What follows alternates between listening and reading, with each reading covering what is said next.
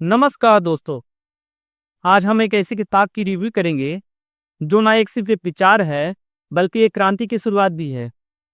इस किताब का नाम है एनिहिलेशन ऑफ कास्ट यानी जाति का उच्छेदन। इस किताब के लेखक हैं doctor Bhimrao Ambedkar. Annihilation of caste कोई साधारण किताब नहीं है। ये एक ऐतिहासिक दस्तावेज है जो भारत के सामाजिक कुरीतियों को चुनौती देता है, खासकर जाति व्यवस्था को। यह पुस्तक मुख्य रूप से उस भाषण पर केंद्रित है जो अंबेडकर ने 1936 में लाहौर में जाति पाति तोड़क मंडल के वार्षिक अधिवेशन में अपने अध्यक्षीय भाषण के लिए तैयार किया था। डॉक्टर अंबेडकर भाषण नहीं दे सके क्योंकि आयोजकों ने भाषण की कुछ अंशों पर आपत्ति जताई और अधिवेशन को अनिश्चित काल के लिए स्थगित कर दिया। यद्यपि आयोजक भाषण की सामग्री और तर्क से प्रभावित थे, लेकिन उन्हें हिंदू धर्म के बारे में कुछ टिप्पणियों पर संदेह था। डॉक्टर अंबेडकर ने उन अंशों को हटाने की उनके अनुरोध पर स्वीकार कर लिया। इसके बाद डॉक्टर अंबेडकर ने मई 1936 में अपने खर्च पर इस भाषण को पुस्तिका के रूप में प्रकाशित करवाया। अपने अखबार हरिजन में इस पुस्तक के बारे में लिखते हुए गांधी कहते हैं, कोई भी सुधारवादी इस भाषण की अनदेखी नहीं कर सकता। इसे पढ़कर रूढ़िवादियों को फायदा होगा, लेकिन इसका मतलब यह नहीं है कि इसमें कुछ भी आपत्तिजनक नहीं है। इसे सिर्फ इसलिए पढ़ा जाना चाहिए क्योंकि इस पर गंभीर आपत्तियां उठाई जा सकती है। डॉक्टर अंबेडकर हिंदू धर्म के लिए एक चुनौती है। डॉक्टर अंबेडकर ने इस टिप्पणी का एक लंबा जवाब लिखते हैं जिसमें गांधी की रूढ़िवादी और तर्कहीन मान्यताओं को रेखांकित किया गया है। उन्होंने लिखा, मेरे विचार से हिंदू समाज को नैतिक पुनरुत्थान की आवश्यकता है और इसे हटाना खतरनाक होगा। तीसरे संस्करण की प्रस्तावना में डॉक्टर अंबेडकर लिखते हैं, अगर मैं हिंदुओं को यह एहसास करा दूं कि वे भारत के बीमार लोग हैं और उनकी बीमारी दूसरे भारतीयों के स्वास्थ्य और खुशी के लिए खतरा पैदा कर रही है तो मैं संतुष्ट हो जाऊंगा। पुस्तक में अनेक सूक्तियां हैं जो भारतीय समाज की आंखें खोल सकती है। पुस्तक के आरंभ में डॉक्टर अंबेडकर ने उन कारणों और परिस्थितियों का उल्लेख किया है जिनके कारण उनका भाषण अधूरा रह गया।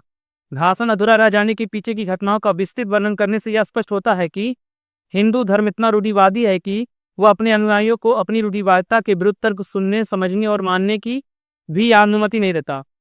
हिंदुओं में वह साहस नहीं है। हिंदू धर्मग्रंथों के हवाले से पुस्तक में यह साबित किया गया है कि जाति व्यवस्था धार्मिक मान्यताओं में निहित है और इसलिए इन मान्यताओं और उन्हें बनाए रखने वाले धर्मग्रंथों को नष्ट किए बिना जाति का उन्मूलन असंभव है। तथाकथित हिंदू सुधारवादी इन धर्मग्रंथों को सुरक्षित रखना चाहते हैं और साथ ही समाज में सुधार करना चाहते हैं। इसलिए हिंदू समाज में सामाजिक सुधारों की कोई गुंजाइश नहीं है। डॉक्टर अंबेडकर ने सही कहा है कि सामाजिक और धार्मिक क्रांतियों के बिना कोई राजनीतिक क्रांति संभव नहीं हो सकती।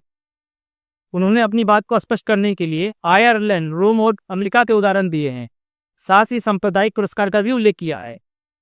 यह पुस्तक जातिगत अत्याचारों के विभिन्न उदाहरणों का वर्णन करती है तथा जाति व्यवस्था के कारण होने वाली पीड़ा की ओर ध्यान आकर्षित करती है।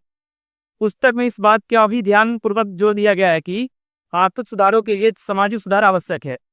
पुस्तक में यह तर्क दिया गया है कि धर्म, सामाजिक स्थिति और धन ये तीनों शक्ति के स्रोत हैं और ये दूसरों की स्वतंत्रता को नियंत्रित करते हैं। एक उद्धरण में डॉक्टर अंबेडकर लिखते हैं, जाति व्यवस्था केवल श्रम का विभाजन नहीं है, यह श्रमिकों का भी विभाजन है। यह पुस्तक बिना किसी संदेह के साबित करती है कि जाति कभी भी हिंदुओं को एक वास्तविक समाज या राष्ट्र नहीं बनने देगी। इस किताब को पढ़ते समय आप महसूस करेंगे कि यह आज भी उतनी ही प्रासंगिक है जितनी 90 साल पहले थी। अगर आप समाज में समानता लाना चाहते हैं, अगर आप जाति के खिलाफ आवाज उठाना चाहते हैं और अगर आप सोच को बदलना चाहते हैं तो ये किताब जरूर पढ़ें। एनिहिलेशन ऑफ कास्ट सिर्फ एक किताब नहीं, एक क्रांति है, विचारों की क्रांति। दोस्तों, अगर आपको ये वीडियो पसंद आया हो तो लाइक और शेयर करें और चैनल को सब्सक्राइब करना ना भूलें।